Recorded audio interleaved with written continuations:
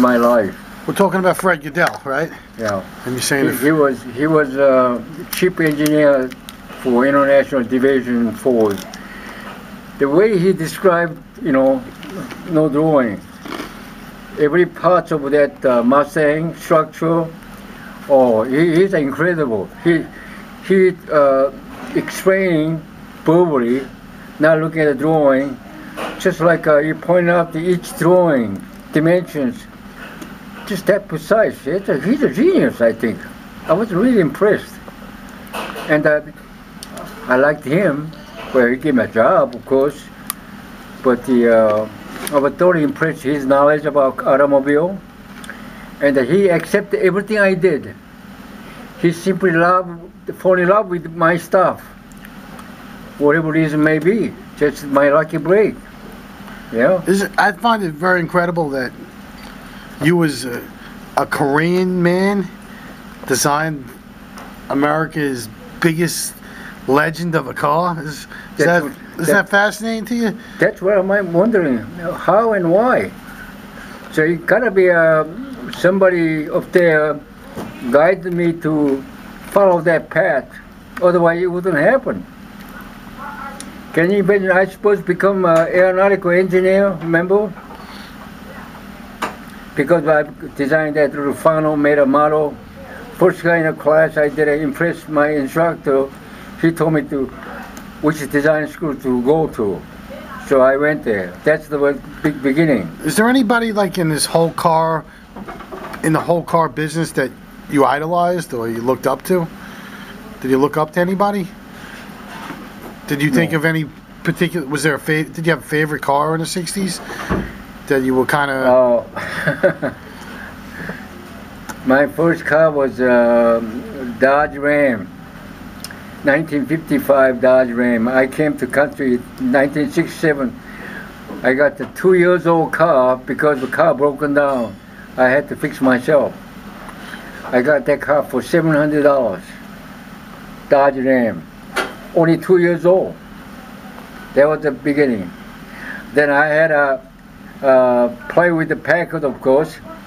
You remember Hornet Hudson? Yeah, the Doc car. You had a Hornet? Yeah. It's one of my favorite cars.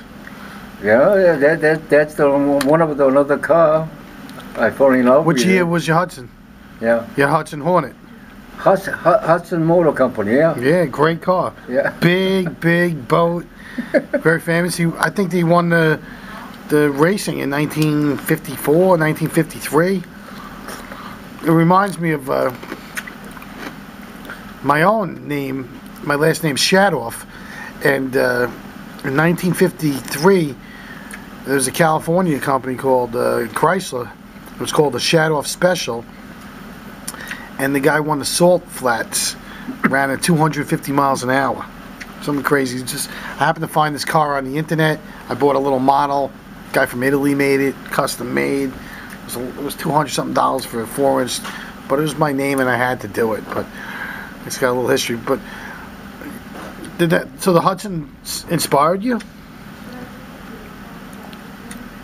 I kept that car for a while and let it go. When you were drawing the Shelby in '67, '68, was there something that in your head that you were trying to draw? Was there something that you were thinking about it? How did you come up with this idea with all the spoilers and scoops? Because it was innovative at the time.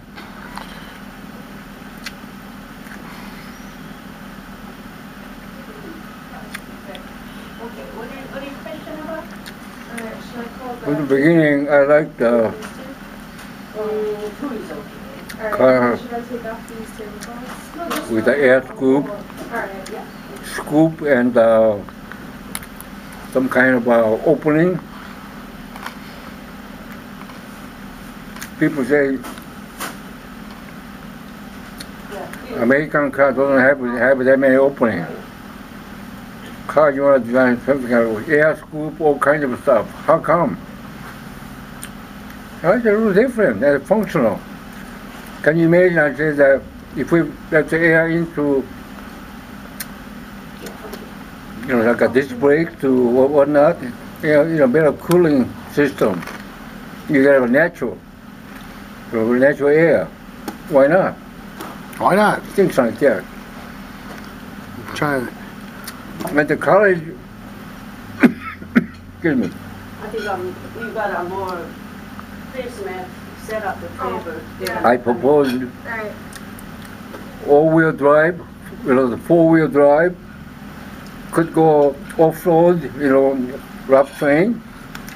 They thought I was crazy. That became a 4x4.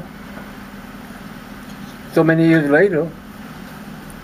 I like your electric car idea with the Yeah, you've seen it. the Bradley GT. Yeah, Yeah. a long time ago. I can call you like a Steve Jobs, but the innovator. Yeah. I said, pay me. Pay me. They couldn't come up with money. You know why? They screwed me up so much, so I couldn't trust them. They're supposed to give me a piece of pie of the Bradley GT. They sold so many of them. I ain't got nothing. Oh, what about the car Shelby? You know, logo they're still using 40 years. You know, he doesn't have any one single car, and it's ridiculous, I say. Right? Yeah, nobody gave you a pension. That You was gotta it. remember, when you're employed, you don't get nothing. Oh, but they're still using it. That doesn't make any difference. But There's this other guy I met. His name was Charlie Crokel. He worked for Roman Haas. He developed a patent on the fiberglass resin for your 69 Shelby. He won an award of excellence in 1969 for the fiberglass reinforced fenders and for the whole process. And you ever remember Charlie Crokel? He was Charlie Crokel. He was a fiberglass designer. I should have brought his picture. It kind of rings a bell. He worked with John.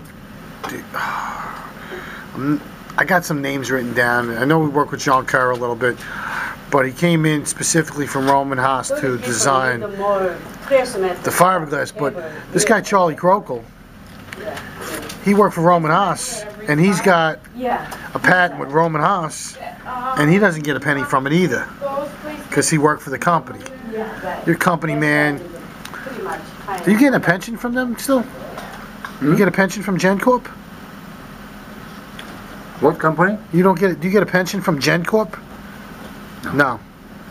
You were working for Shelby American. At the booths too. Who was cutting your paycheck in when you were at A.O. Smith? Well, Shelby Cobra.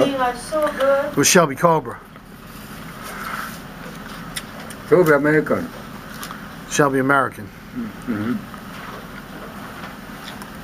And it was a Ford subsidiary. Did you ever see Carol Shelby in Michigan? Hmm? You ever see? Never, right? No. That answer's been doubted. Your answer's correct. He never went to Michigan. But Wait a minute. time?